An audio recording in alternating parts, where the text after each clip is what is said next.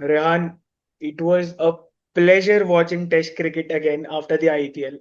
Let's just say that 2 days we have seen 28 wickets, 14 wickets on each day, and there is nothing short of entertainment.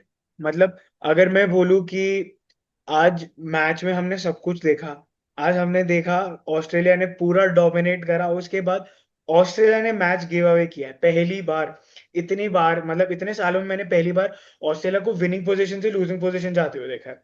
But then again that Australian mindset, that Australian fighting spirit came back to not a match winning position but to a decent position where it is 50-50 at the moment, we can say, or maybe 55-45 in the favor of South Africa. But talk about the start of the day. Yeah, They started off fairly well, Temba Bavuma and Kyle Varane. But then वही है कि they didn't even score 150. We were expecting them to get close to the score, but they somehow had a collapse, couldn't reach to that target, which might be the turning point in this game. We yep. don't know yet. But as you rightly said, that Australia did have a collapse, which was something that is unusual, something that we don't see. But credit to South Africa the way they bowled. But thanks to that healthy lead which they had in the first innings, they still are in a very comfortable position, is what I would say. If South Africa couldn't score even 150 in the first innings, I think mentally Australia would be in a much better place than South Africa. And South Africa would have loved to, wrap up the innings at probably 100 or 120. But it's 143 for 8 at the end of day, and they still have 2 wickets to go. So that is something that would hurt South Africa. And you mentioned about firstly South Africa's innings. I think it all started when Temba Bavuma got out to a very, very good fielding from Manas Labuschagne. And from there on, it was just a procession from Pat Cummins. Yesterday, I had told that James Anderson had said Kagiso Rabada is a better bowler than Pat Cummins. And he picked up five, and today Pat Cummins picked up six. So, being the captain, I think the way he just went through the middle order, lower middle order to and the tail, they wrapped it up around 138, and the way with they were started, it was looking like they would end the day around 150 for 3 or 4 wickets, just like I had predicted yesterday. But again, you saw see the on day one as well. Steve Smith was the turning point between the two teams. Today they could not go on to score of 50, which showed in the difference of wickets and runs that is there right now. But you have to say luck did not favor South Africa today.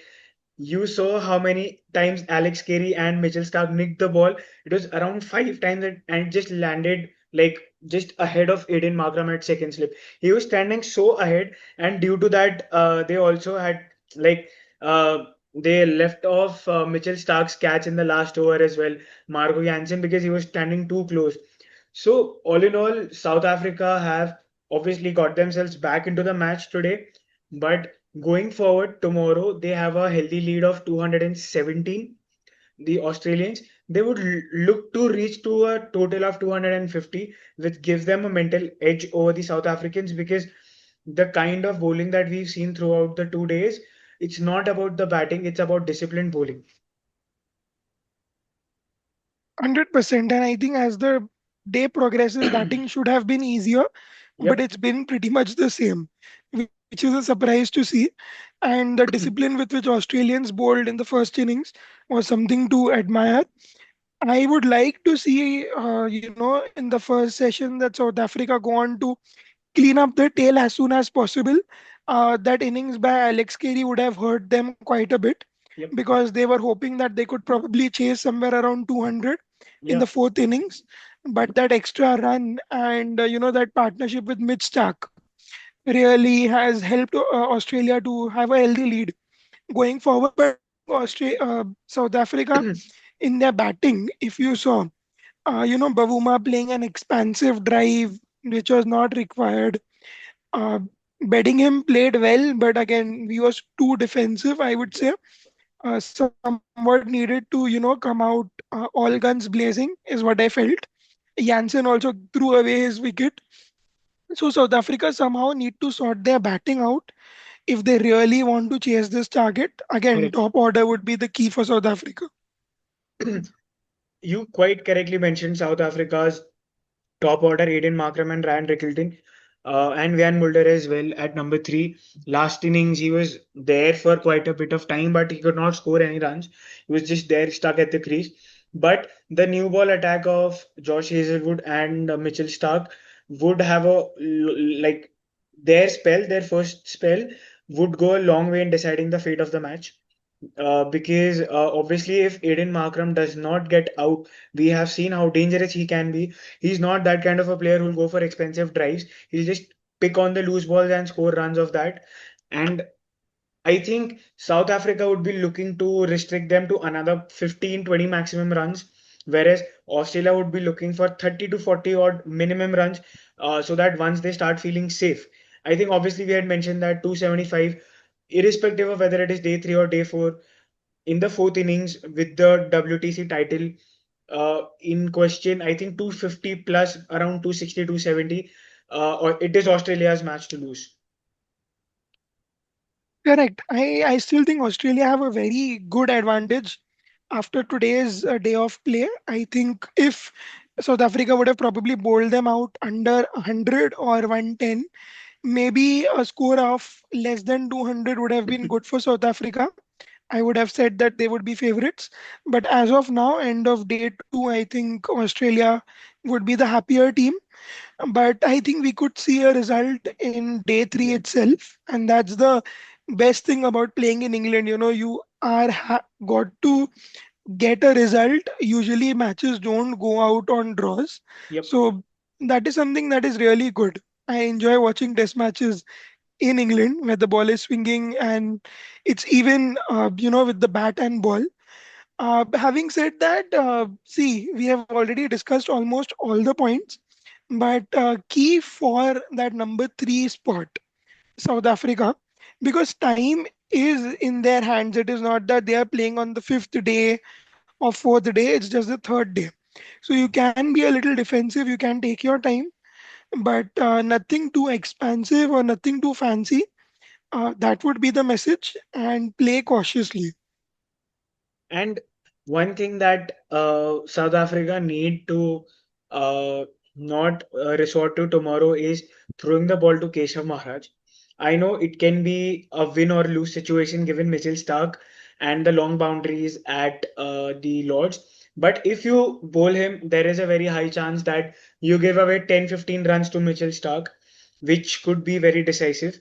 And given that your fast bowlers are doing the job for you at the moment, there's no need to overbowl Kagiso Rabada as well. You start with Lungi Nagidi and Marco Jansen or Vian Mulder if needed, because it was clear that towards the end of his bowling spell, Rabada was legit struggling with his fitness because of how many no balls he bowled. One thing they also have to keep in check is they can't bowl no balls tomorrow, because if they pick up a wicket and if it's a no ball, then you have to do it again, and in that process you give another 10 additional runs.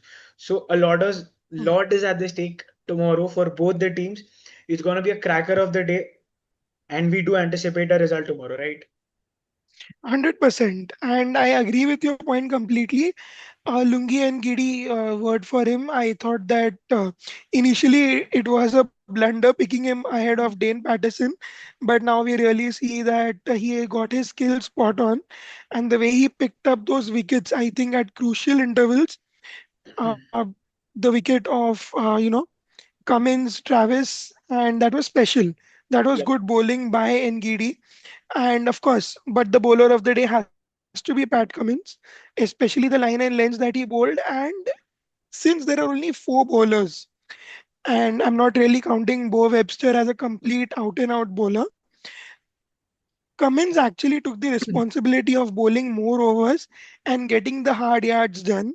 You could see that he was trying to bowl the bouncers the fuller length, Correct. and he was all over the place in terms of the Yep. map. But again, top class bowling. That's why he's the number one test bowler in the world. Don't go there. Don't go there. We have got five test match series coming up, and I think there's someone who will hear this statement and would be like just waiting to prove you wrong. But yeah, well said. Obviously. better bowler than Kagiso Rabada for sure. Just in terms of the variety he has to offer, and that he's the captain. But Rehan, अब बात करते हैं predictions की. Uh, just uh, outrightly say, what score do you think will Australia put up tomorrow for South Africa to chase, and who do you think will win? I think Australia would give a target of 230 to 40. And see, I've been saying this from the start. I want South Africa to win. So I will pick South Africa yet again. See, I think Australia will give them a score of around 233, 235. You won't see Nathan Lyon hanging around for that long. If Australia are fortunate enough to hang around for 10 overs, then you might just see the lead swell up to 50. But I bank on South Africa chasing the score down just because of what I have seen in the past. I remember Virat Kohli's last Test match as captain. It was a similar sort of a thing where we had got a slender lead and then we fucked up big time and then we gave them a target of 220 odd. And then it was Temba Bavuma who was there and he hit the winning runs. And quite fittingly, he deserves to win this title because South Africa have never won an ICC title in such a long time.